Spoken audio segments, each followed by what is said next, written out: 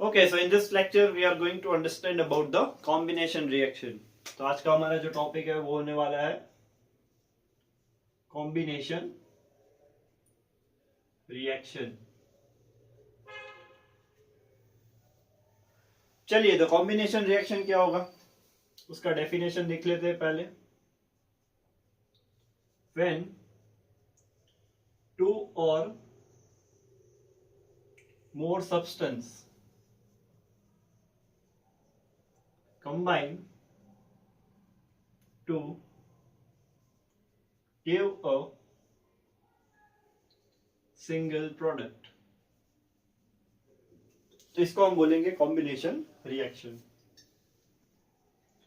मान लो कि A plus B, तो वो कंबाइन होके देगा ए बी. ऐसे तीन रिएक्टेंट भी हो सकते हैं. So they combine to give a single product. This is called as combination reaction. Generally, you can see combination reaction is exothermic in nature. Now, what is exothermic? Exothermic का मतलब ये होता है कि रिएक्शन होने के बाद हीट जो है वो रिलीज होगी. Heat is released. This is called as exothermic reaction. ठीक है. चलिए कुछ एग्जांपल्स देखते हैं. मैग्नीशियम रिबन वाला जो एक्टिविटी है उसको हम बर्न करें अगर मैग्नीशियम रिबन को, तो व्हाइट डेजलिंग फ्लेम मिलेगा. अगेन एक्सोथर्मिक है. सो Mg plus O2 gives 2 MgO. So 2 Mg plus O2 gives 2 MgO. दूसरा जो एग्जांपल है,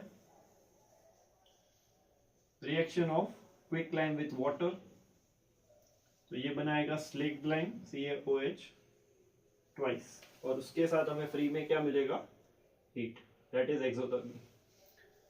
तो कैल्शियम ऑक्साइड को हम क्विक लाइम भी बोलते हैं, इसको हम बोलेंगे स्लिक्ड लाइम. ठीक है.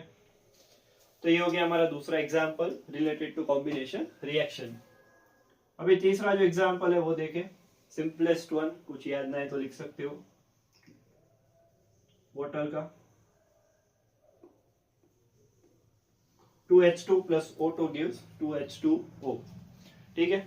तो this is about combination reaction, जहाँ पे दो रिएक्टेंट कंबाइन होकर एक सिंगल प्रोडक्ट बनाता है. ठीक है. तो इसी तरह पढ़ाई करते रहो, आगे बढ़ते रहो. All the best. और हाँ, शायद आपको इस लेक्चर से पहले जो क्वेश्चन था उसका आंसर मिल गया है.